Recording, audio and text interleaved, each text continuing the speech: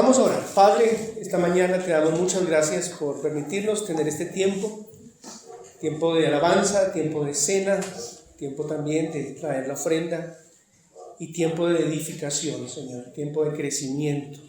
Sabemos que la Escritura, toda ella, hace parte de nuestro crecimiento. También a través de ella te llegamos a conocer, llegamos a ser salvos por la fe en Cristo y tener una relación contigo a diario.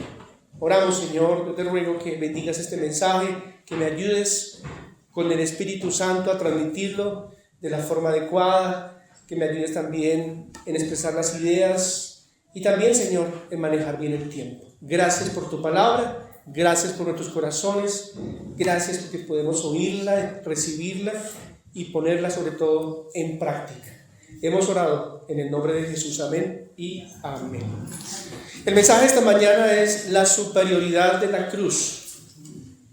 Y antes de ir a Corintios, les pido que por favor vayamos a Eclesiastés. Es un libro poético. Eclesiastés es Antiguo Testamento. Proverbios, si encuentra Proverbios, va a encontrar luego Eclesiastés. Y allí hay una historia que tiene alusión al mensaje de esta mañana. Eclesiastés 9:13. 9:13. El hombre más sabio después del Señor Jesús fue Salomón. Es lo que yo creo que nos enseña la Biblia. Él fue el segundo hombre más sabio que estuvo aquí en la tierra. Y él hizo o escribió estos libros. Y Eclesiastés tiene una historia alusiva al mensaje de hoy, la superioridad de la cruz. ¿Qué dice esa historia? Hablando de sabiduría. 9:13. También vi esta sabiduría debajo del sol, la cual me parece grande, una pequeña ciudad y pocos hombres en ella, y viene contra ella un gran rey, y la asedia, y levanta contra ella grandes baluartes, y se halla en ella un hombre pobre, sabio, el cual libra a la ciudad con su sabiduría, y nadie se acordaba de aquel hombre pobre. Dice Salomón: entonces dije yo, mejor es la sabiduría que la fuerza, aunque la ciencia del pobre sea menospreciada y no sean escuchadas sus palabras. Mejor, en esta historia, mejor es la sabiduría del pobre que la fuerza de este rey. Entonces, vamos en el mensaje de Primera de Corintios a ver algo que tiene que ver con esta historia. La sabiduría del mundo, la sabiduría de este sistema es ese rey, es esa fuerza, es ese gobierno. Pero la sabiduría espiritual, la sabiduría que viene de Dios, que viene de lo alto, dice Santiago, es similar a la sabiduría de este hombre pobre. Eso fue lo que vio Salomón, e inspirado por el Espíritu Santo dejó, dentro de los capítulos de Eclesiastés, dejó esta historia. Es mejor la sabiduría del pobre. Vayamos a Primera de Corintios. Hay dos cartas para Corintios, la primera y la segunda, está después de Romanos. Primera de Corintios, capítulo 1. Es importante que vaya a la Biblia, es importante que pueda leerla conmigo. Si no tiene física la Biblia, que la tenga por lo mínimo en digital, pero es importante que por favor escuchemos a Dios, escuchemos su palabra. ¿Estamos en Primera de Corintios, capítulo 1? Listo. Allí tenemos un contexto, porque lo vamos a estar en los primeros versículos, un contexto inmediato.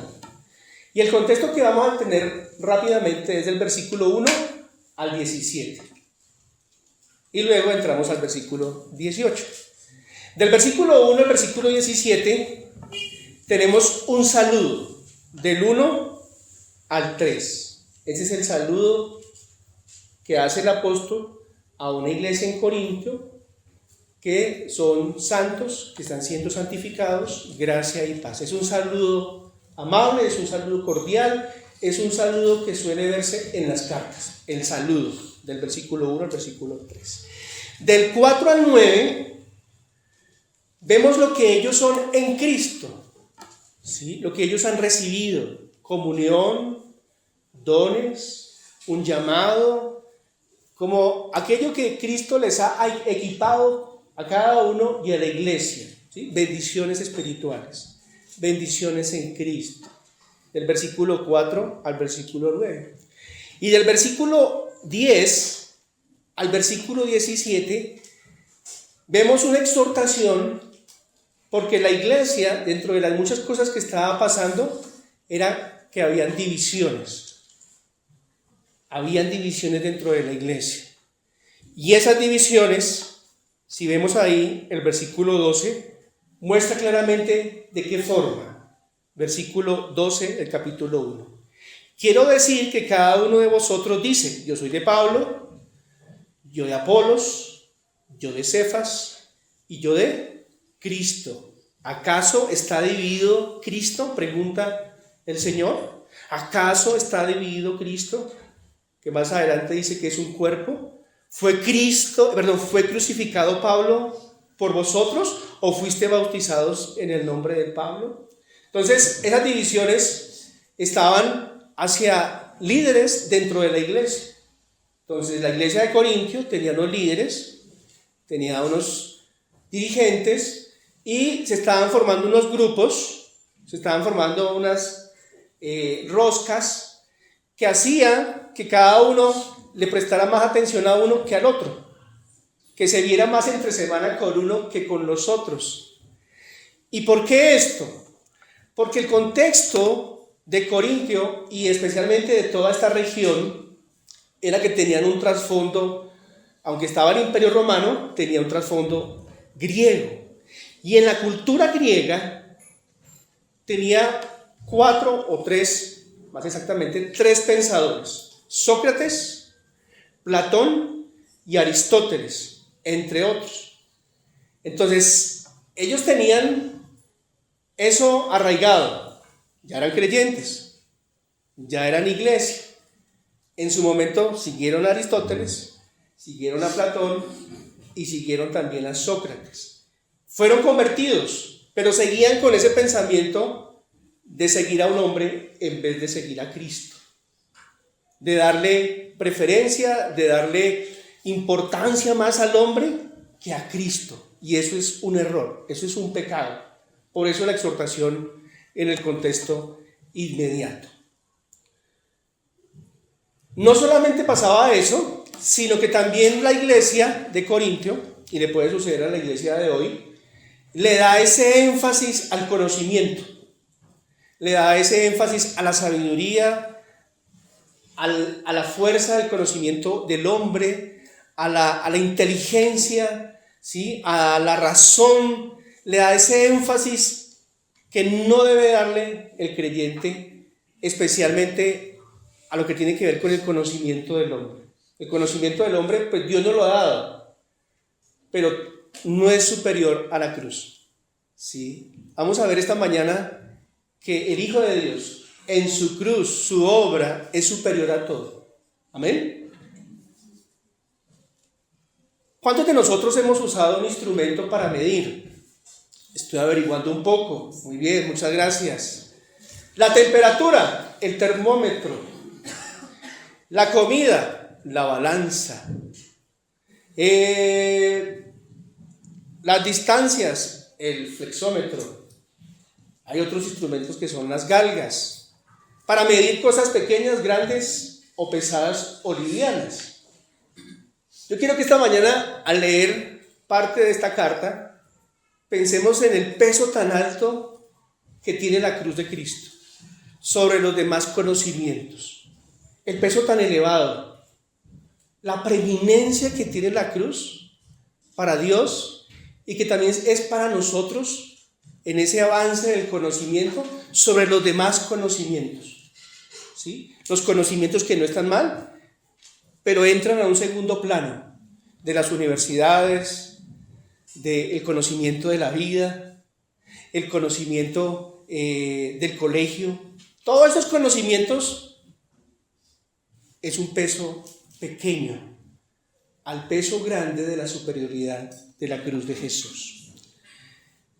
Fue más sabio el pobre que el rico rey que quiso conquistar la ciudad. ¿Por qué?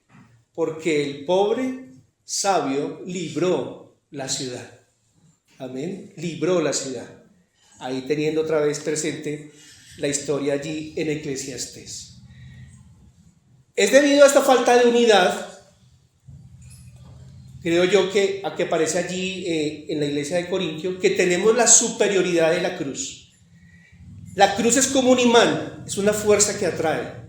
La superioridad de la cruz se basa en su poder y sabiduría, es decir, sus atributos que lo hacen preeminente. Y también por el Espíritu Santo nos ayuda a entender una revelación especial y única, muy profunda, que viene a través de Dios por medio del Espíritu Santo. La superioridad de la cruz es esta: Dios mismo lo exaltó dándole el lugar más alto, la posición más alta al Señor Jesús. Por tal motivo fue, es y será la más grande sabiduría de todo el universo y del mundo donde estamos. Desde hace mucho tiempo y en cada generación, los brillantes usan la sátira y la burla para menospreciar el cristianismo. En esa época como hoy, se levantan herejías, mentiras, dirigidas hacia la palabra y la persona de Jesús. Pero Dios levantó a hombres con gran inteligencia, creyentes, que argumentaron a través de los escritos la importancia de la escritura sobre el error o la mentira. ¿Qué significa esto? Que en esa época ya no estaba Sócrates, ya no estaba Aristóteles, ya no estaba Platón. Habían pensadores, ¿sí? Amaban el tema de quién es el hombre, para qué existe. Tenían fuentes diversas de conocimiento. Pero no solamente eso, menospreciaban el cristianismo, se burlaban del cristianismo, esos dioses, esos ídolos. Y Dios levantó hombres. Uno de esos es Justino, lo pueden averiguar en la guía. Justino fue un apologista, fue el primer apologista de la Biblia, que con su inteligencia y con su conocimiento dejó por escrito una defensa del cristianismo, una defensa del evangelio. O sea, nosotros debemos seguir el ejemplo de los hombres de la Biblia, pero esta mañana tenemos a otro nombre que se llama Justino. Murió como mártir, lo mataron por defender el cristianismo, por defender la ética y el testimonio de los cristianos en medio de este mundo pagano, de este mundo hostil, de este mundo de desorden. Versículo 18. Ya vimos el contexto inmediato. Vimos cosas fuera de la Biblia que también son importantes. El versículo 18 es el versículo para memorizar. Porque la palabra de la cruz es locura a los que se pierden, pero a los que se salvan, esto es a nosotros, es poder de Dios. Porque la palabra, el mensaje de la cruz, no cualquier cruz, la del Señor Jesús, es locura a los filósofos, a los griegos, a los estoicos, etcétera, a todos estos hombres y hoy en día también. Pero locura a los que se pierden, pero a los que se salvan, esto es a nosotros, es poder de Dios. Eso es tu experiencia, esa es tu realidad. La cruz de Cristo es poder de Dios. ¿Cuántos dicen amén? Amén. Ese versículo es para memorizar.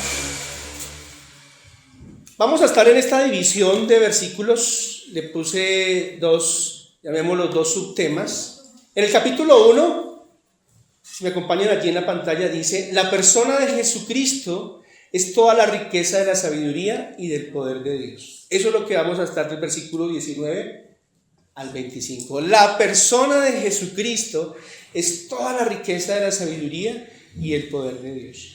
Y en el capítulo 2, la persona del Espíritu Santo revela las profundidades del conocimiento de Dios. Vamos a entrar entonces a la primera. La persona de Jesucristo es toda la riqueza de la sabiduría y del poder de Dios. Si me acompañan allí en el versículo 19, el versículo 19 trae un versículo del Antiguo Testamento. Si ven ahí dice, pues está escrito. Esa es la frase que suele usar el Espíritu Santo para traer un versículo de Isaías. Hay otros pasajes que traen versículos de Amós, que traen versículos de Deuteronomio, pero aquí trae un pasaje del Antiguo Testamento. ¿Cuánto tiempo? Aproximadamente 700 años antes de Cristo. ¿Por qué trajo este versículo? Porque tiene que ver con el tema, tiene que ver con el propósito del inicio de la carta. ¿Qué dice? Destruiré la sabiduría de los sabios y desecharé el entendimiento de los entendidos. Un versículo fuerte, un versículo directo al corazón, un versículo dirigido hacia unas personas, ¿sí o no? Un versículo de algo que están haciendo ellas, pero ¿qué van a recibir? ¿Qué van a recibir? Serán destruidas y serán ¿qué? Desechadas.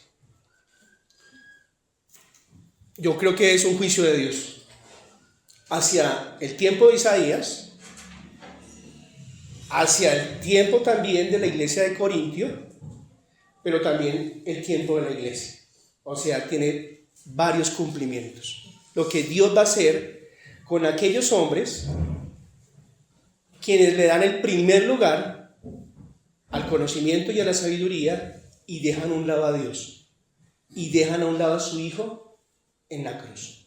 Él los va a desechar, Él los va a destruir. Porque el conocimiento del hombre está centrado en el hombre. El conocimiento de Dios está centrado en Él. Y eso es lo más importante. Él. ¿Quién es Él? ¿Qué ha hecho Él? ¿Qué obra nos ha dejado Él? ¿Qué testimonio nos ha dejado Él? Muy bien. Entonces en el versículo 19 vemos ese versículo del Antiguo Testamento. Vamos a estar del versículo 20 al versículo 31. Versículo 20. ¿Dónde está el sabio? ¿Dónde está el escriba? ¿Dónde está el disputador de este siglo? ¿No ha enloquecido Dios la sabiduría del mundo? Surgen varias preguntas, ¿sí o no? Y pensaba, leyendo este versículo, hay dos opciones. Yo miro hacia afuera y digo, sí, ahí están. En nuestros días, en la televisión, en la radio, en los libros, en una plaza, hablando de sabiduría humana. Pero también pensaba en una pregunta hacia dentro de la iglesia, ¿sí? Dentro de la iglesia hay sabiduría humana, hay personas con conocimiento para redactar, para escribir, hay líderes, hay personas con el poder de la oratoria. ¿No ha enloquecido Dios la sabiduría del mundo? Y si saltamos un momento al versículo 26, esa pregunta se responde con no mucho. Pues mirad, hermanos, vuestra vocación, vuestra profesión, que no sois muchos sabios según la carne, ni muchos poderosos, ni muchos nobles. Entonces, Dios salva, vamos a ver más adelante, a aquellos que crean en su Hijo. Para todos es el Evangelio. Pero el porcentaje más grande de los que han creído y creerán son los que son, como dice el versículo 27, sino que lo necio del mundo escogió Dios para avergonzar los sabios, y lo débil del mundo escogió Dios para avergonzar lo fuerte, y lo vil del mundo y lo menospreciado escogió Dios, y lo que no es, para deshacer lo que es. ¿Con qué propósito? A fin de que nadie se jacte en su presencia. Entonces, Estamos en días de mundial. Y un país y un director, cuando va a preelegir o a escoger a sus jugadores, busca los mejores. Por una trayectoria, por unas capacidades físicas, médicas, los mejores. Dios no es así. Dios no es así. Porque la expectativa de Dios no está en el hombre, está en Él. Dentro de la iglesia de Corintio, como la iglesia de acá, no hay muchos sabios, no hay muchos doctos, no hay muchos líderes. Somos personas comunes y corrientes. Yo casi no termino bachillerato, por ejemplo, para la muestra un botón. ¿Por qué? Creo que tiene que ver con que no tiene la expectativa centrada en el hombre, pero también porque quiere mostrar un valor diferenciador, ¿sí?, de lo que Dios puede hacer con personas del vulgo, de lo humilde, de lo sencillo, perdónen la palabra, de lo ordinario como yo. Dios quiere mostrar la sabiduría como ese hombre pobre de Eclesiastés. Lo sigue haciendo aquí y lo sigue haciendo hoy. Claro, también conocemos pocos, pero conocemos sabios que han creído en Cristo, ¿sí? Líderes de un país que han conocido a Cristo, pero el porcentaje es pequeño. Eso es lo que nos enseña la Biblia. Amén. Israel, Dios lo escogió. Era una potencia fuerte, militar, económica. No, la Biblia dice que era pequeño, que era débil, que no valía nada, pero Dios escogió a Israel e hizo Israel una gran nación. Versículo 21. Pues ya que en la sabiduría de Dios el mundo no conoció a Dios mediante la sabiduría, agradó a Dios salvar a los creyentes por la locura de la predicación. Versículo 21. Tenemos una gran verdad aquí. Por la sabiduría de Dios, el propósito principal es conocerlo. Dios quiere que le conozcamos, que sea mi materia preferida, que sea mi mejor maestro, que pueda aprender lo que más pueda el tiempo que esté en esta tierra, porque es corto y limitado. Él está ahí, el maestro de maestros. La sabiduría de Dios es para conocerlo. Pero es importante tener presente que no se llega a Dios con la sabiduría de este mundo. No se puede llegar a Dios con un libro aparte de la Biblia, con un método científico o una investigación humana para llegar a Dios. No se puede. Eso es lo que nos dice el versículo 21. No se conoce la sabiduría de Dios. El mundo no conoció a Dios mediante la sabiduría. Pero ¿qué hizo Dios? Agradó. Es un verbo, está en pasado. Agradó. A Dios le agradó desde antes de la fundación del mundo. A Dios le agradó cuando el Señor Jesús estaba acá. Y Él lo hizo. ¿Qué hizo? Predicar. Predicar. Dar el mensaje escrito. Para ellos no estaba todo, para nosotros ya está escrito el mensaje que está en este libro. Para los sabios, para los disputadores, para los de la ciencia, locura. ¿Cómo es posible que un hombre que murió en una cruz hace 2000 años pueda salvar a una persona? Para ellos es locura, pero es la verdad de Dios. Es como Dios lo estableció. Es lo que Dios le agradó en su corazón. Me agrada esto y lo voy a hacer así, a través de la locura de la predicación. Para ellos son locura, pero vamos a ver que para nosotros es sabiduría y poder de Dios. Versículo 22. Porque los judíos piden señales y los griegos buscan. Ahí tenemos dos grupos de la época que resumen a todos los hombres. Podemos también pensar hasta nuestros días, hombres que piden señales, ¿sí? demostraciones de poder, manifestaciones especiales, sensoriales, cosas que realmente me convenzan, y la sabiduría, el mucho leer, ¿sí o no? No está mal, pero ahí no está el conocimiento de Dios. Amén. Ahí no está la sabiduría de Dios. Judíos piden señales y los griegos buscan sabiduría. Pero nosotros, si se acuerda el versículo 18, nosotros, la cruz es poder de Dios. Aquí viene otro nosotros. Pero nosotros predicamos a Cristo crucificado. Para los judíos, ciertamente tropezadero, y para los gentiles, locura. Eso también lo vemos en la Biblia. Para los judíos, la principal piedra del ángulo, el Señor Jesucristo, una piedra firme, un fundamento, se convirtió en tropiezo para ellos. Más adelante en el capítulo 2 dice que por eso lo mataron. No tenían la sabiduría de Dios, son responsables. Herodes, Poncio Pilatos, los sacerdotes y el pueblo mataron al Hijo de Dios y se convirtió en un tropiezo de ellos. Y seguramente muchos de ellos, por no creer, fueron condenados. Y para los filósofos, para los religiosos, para los amantes de la ciencia, y eso es locura. Y dicen, ustedes están locos. Nosotros, que así sea hoy, siglo XXI, predicamos a Cristo crucificado. Salte un momento, por favor, ahí al 2:2. Miren lo que dice el apóstol Pablo.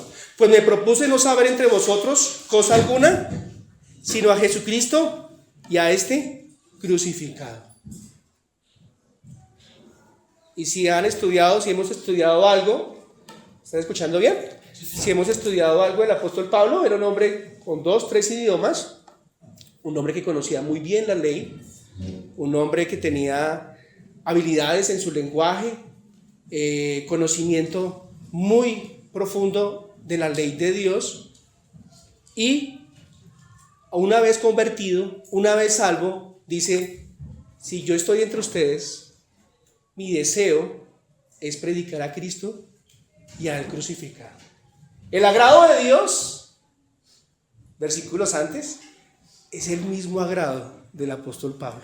Es mi deseo predicar a Cristo y a Cristo crucificado. Versículo, vamos a ir despacito, versículo 24. Mas para los llamados, así judíos como griegos, ayúdenme, Cristo, poder de Dios y sabiduría de Dios. Para ellos locura, para ellos tropiezo, pero para los creyentes, sabiduría y poder de Dios. La cruz del Calvario, donde el Hijo de Dios murió, el propósito que cumplió, lo que nos enseñan las Escrituras, sabiduría y poder de Dios, sin comparación, por encima del universo, por encima del ADN, por encima de las neuronas, por encima de las ciencias. Cristo, sabiduría y poder de Dios. Amén. Superioridad de la cruz sobre todo conocimiento. Versículo 25. Porque lo insensato de Dios es más sabio que los hombres, y lo débil de Dios es más fuerte que los hombres. Sí.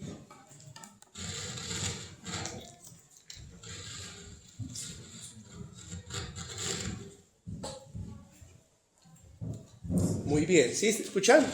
¿Mejor?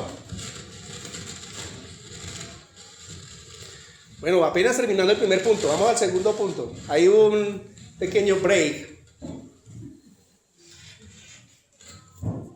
Si quiere me...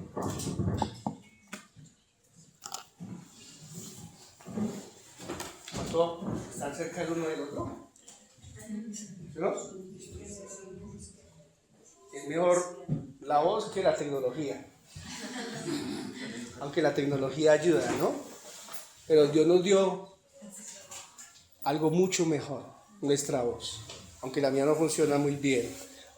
Vamos a hacer la prueba, ¿sí? ¿Mejor? ¿Se escucha? ¿Se escucha? Muy bien. Este versículo 25 es un superlativo. No sabía esto, los quiero compartir. Es una riqueza literaria del pasaje. Es un superlativo. ¿Qué significa un superlativo?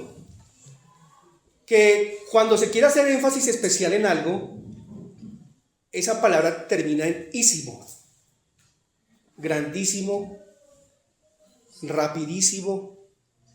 Eso se llama un superlativo, que tiene una superioridad. Pero como en esa época el lenguaje no había llegado a ese tecnicismo de tener superlativos, en vez de utilizar el ísimo, utiliza más. Volvamos a leer, versículo 25. Porque lo insensato de Dios es más sabio que los hombres, y lo débil de Dios es más fuerte que los hombres. Este versículo es de comparación entre Dios y el hombre, considerando la sabiduría y el poder de Dios por encima de la sabiduría y el poder del hombre.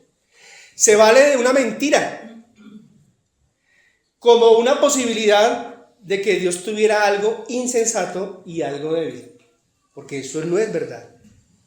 Y entonces el superlativo, ese más, lo pone por encima a Dios, a su cruz, poder y sabiduría de Dios por el conocimiento de los hombres. ¿Sí vemos ahí? ¿Sí vemos lo que está pasando aquí en Corintio? Lo que Dios quiere desmontar de los hermanos de Corintio, lo que Dios quiere que suceda dentro de la iglesia, en esa unidad, que le demos a Cristo la relevancia, la preeminencia. Tú eres sabiduría y poder de Dios.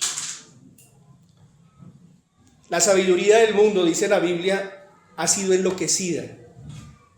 Con la sabiduría del mundo no se conoce a Dios. Por la sabiduría del mundo se llega al tropiezo y a la locura. La sabiduría de este mundo, escuche bien, va a ser destruida y va a ser desechada. Hacia allá vamos. Va a ser erradicada del mundo, porque le han dado la espalda al Hijo de Dios.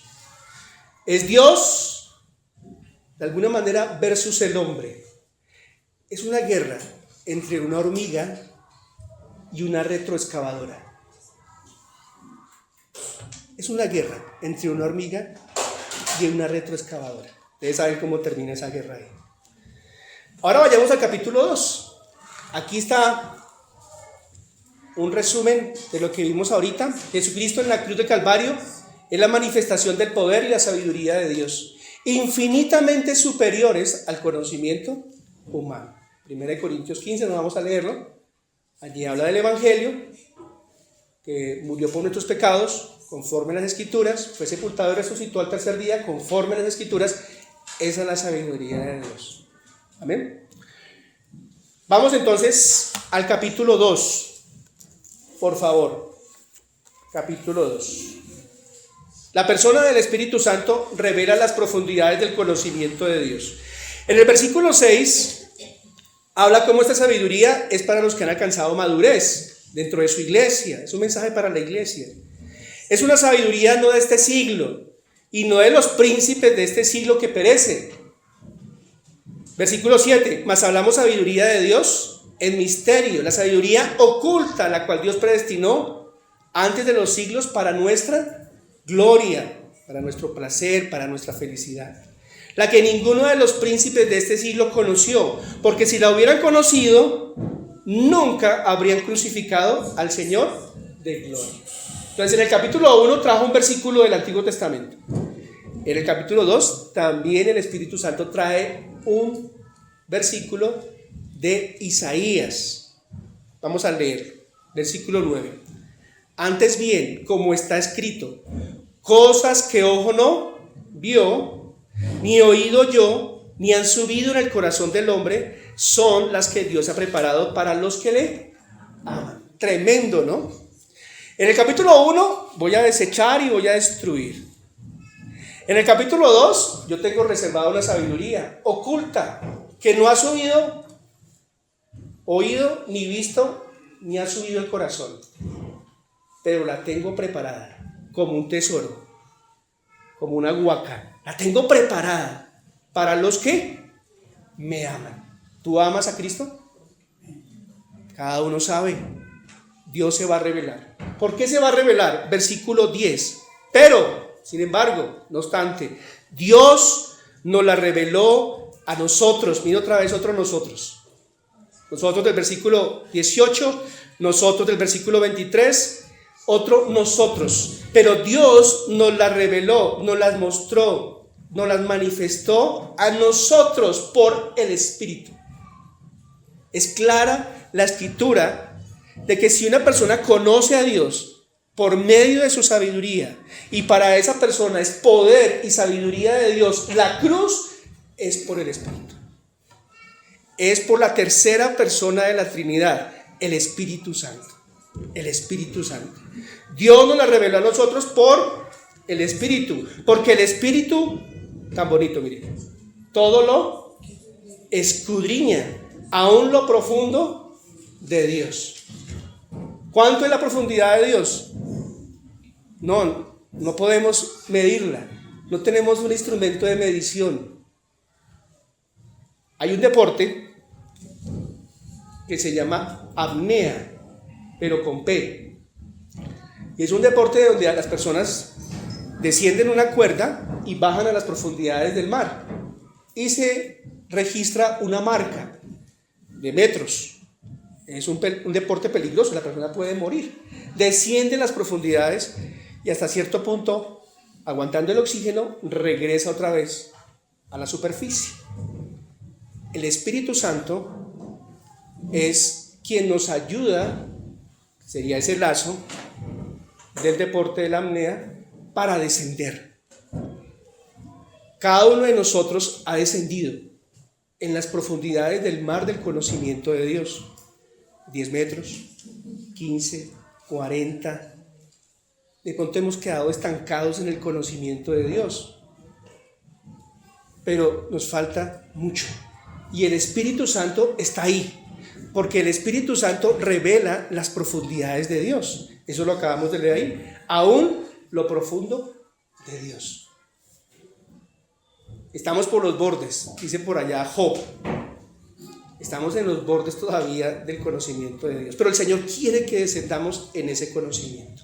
Versículo 11. Pregunta. Porque ¿quién de los hombres sabe las cosas del hombre?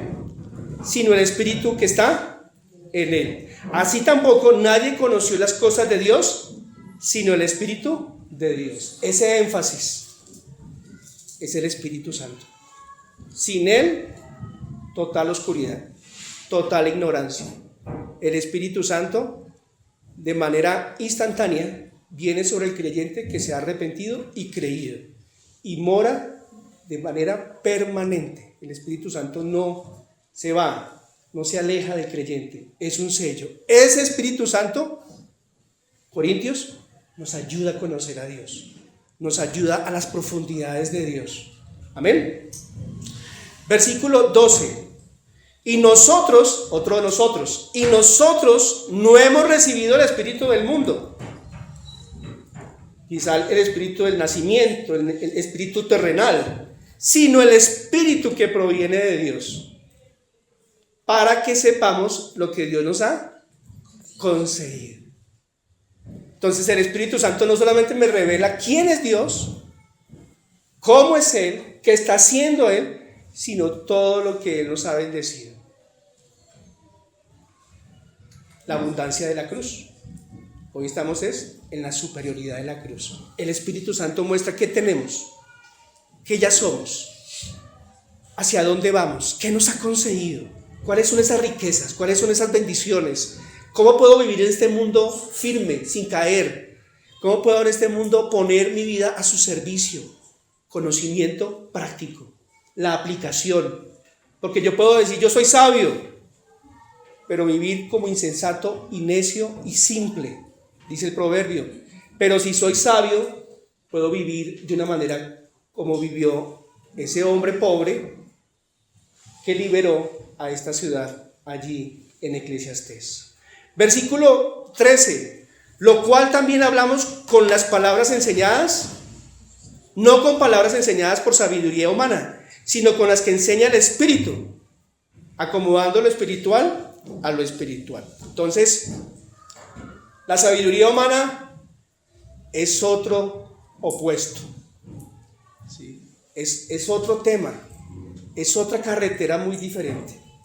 Yo por la sabiduría humana no voy a conocer a Dios. Por la sabiduría de Dios y el Espíritu Santo sí lo voy a conocer a Él. ¿Y qué dice ahí? Acomodando lo espiritual a lo espiritual. Quise investigar qué significa eso. Y es comparar detenidamente, comprender verdades, unir dos piezas. Porque estamos nosotros, ¿sí o no? Un hombre, alguien de la tierra, con un conocimiento, con unas capacidades humanas, pero el Espíritu Santo viene y me ayuda a esa comprensión de esa sabiduría. Por eso necesitamos leer mucho la Biblia, mis hermanos. Y necesitamos orar mucho para que podamos entender la Biblia, para que eso espiritual se ajuste, se compare, se una, se entienda, se comprenda. Es una obra del Espíritu Santo, pero también de un corazón dispuesto. El Espíritu Santo que habita en el creyente nos lleva a conocer las profundidades de Dios, todo lo que Él nos ha dado, y nos capacita para compartirlo con los demás. 1 Corintios 6, 19, 20. Y termino con lo siguiente: la cruz de Jesucristo es la sabiduría y el poder de Dios, que trae conocimiento verdadero y satisfacción inigualable. No se está hablando de un conocimiento más o impersonal, sino el máximo conocimiento personal, el conocimiento de Dios. Él es la única sabiduría que luego de salvar nos da su espíritu para llegar a ese verdadero conocimiento. Es esta conexión divina que Dios nos ha dado para aquellos que nos humillamos y le buscamos de todo corazón. La conexión es esta: una obra en la cruz donde el Hijo salva, y una obra interna donde el Espíritu Santo revela. Una obra en la cruz donde el Hijo salva, capítulo 1, y una obra interna donde el Espíritu Santo revela. Qué importante es nosotros en estos capítulos. Nosotros, hace parte de ese nosotros. Dios te invita a que puedas venir a Él. Él es la fuente del conocimiento, el verdadero conocimiento. Es un conocimiento que está ahí. Ya Cristo murió hace 2000 años. Él ya pagó por tus pecados y por los míos. Pero al tercer día resucitó y se sentó a la diestra de Dios. Y en Él están escondidos todos los tesoros de la sabiduría y la inteligencia. Pero se necesita un acto de fe, un ir hacia Él y decirle: Señor, he sido ignorante. Capítulo 3, por favor, versículo 18. 3:18. Nadie se engañe a sí mismo. Si alguno entre vosotros se cree sabio en este siglo, hágase ignorante, para que llegue a ser sabio. Porque la sabiduría de este mundo es insensatez para con Dios, pues escrito está: Él prende a los sabios en la astucia de ellos. Algunos acá ya somos salvos. Hubo un momento donde reconocimos nuestra ignorancia acerca de Dios. No conocemos a Dios. Tenía ídolos. Yo era ese ídolo.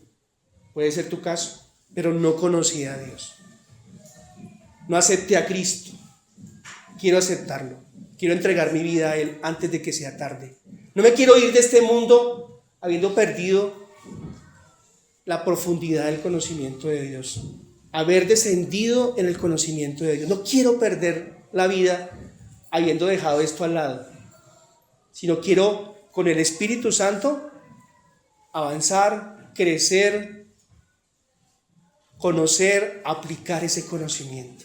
Dios quiere eso. Amén. Para todos, para el necio como para el sabio, para el débil como el fuerte, para todos Dios quiere eso, y está ahí. Aquí tenemos la Biblia, mis hermanos, en nuestro idioma, para poderlo conocer. 3 aplicaciones rápidas. La primera: pensando en el testimonio. Mirad pues con diligencia cómo andéis, no como necios, sino como sabios. ¿Estamos andando con sabiduría? Eso es la prueba, el examen. Si conozco a Dios y lo estoy conociendo, ¿cómo estamos viviendo? La tercera, a quien anunciamos amonestando a todo hombre y enseñando a todo hombre en toda sabiduría, a fin de presentar perfecto en Cristo Jesús a todo hombre. La enseñanza. Sabio, una persona sabia brinda conocimiento, enseña, comparte, esparce ese conocimiento. ¿Tú lo estás haciendo? Cada uno sabe. O solamente eres un baúl de conocimiento, pero no riegas el conocimiento. Hacia allá Dios quiere que lleguemos. Y por último, Santiago 3:17, pero la sabiduría que es de lo alto es primeramente pura, después pacífica, amable, benigna, llena de misericordia y de buenos frutos, sin incertidumbre ni hipocresía. Y aquí coloqué nuestras relaciones con las personas. Tu esposa, tu esposo, tus hijos, tus padres, tus tíos, tus abuelos, tus jefes, tus vecinos, tus autoridades, los que juegan en otro país, ¿sí? Los que son de otro territorio. Tus relaciones deben estar basadas en principios bíblicos y como Dios manda.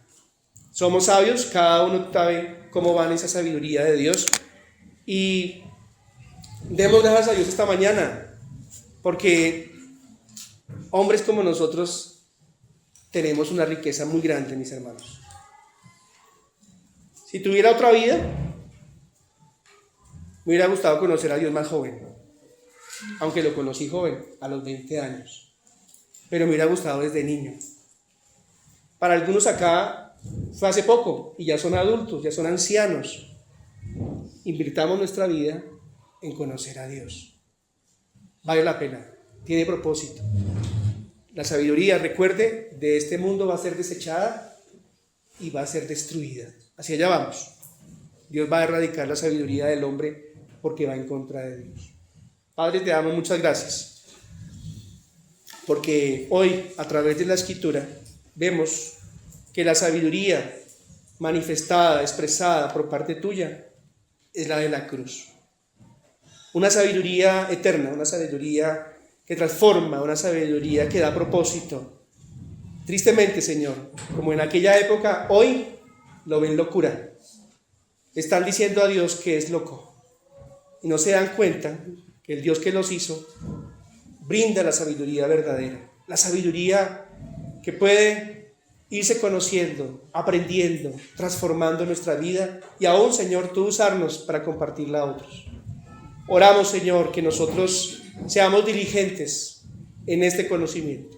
Oramos que nos muestre la importancia de dedicar nuestra vida al estudio de este maravilloso libro, que es tu palabra, donde está la sabiduría. Te damos gracias, Señor, en el nombre de Jesús. Amén y amén. La superioridad de la cruz, mis hermanos, por encima de todo conocimiento. Dios les bendiga.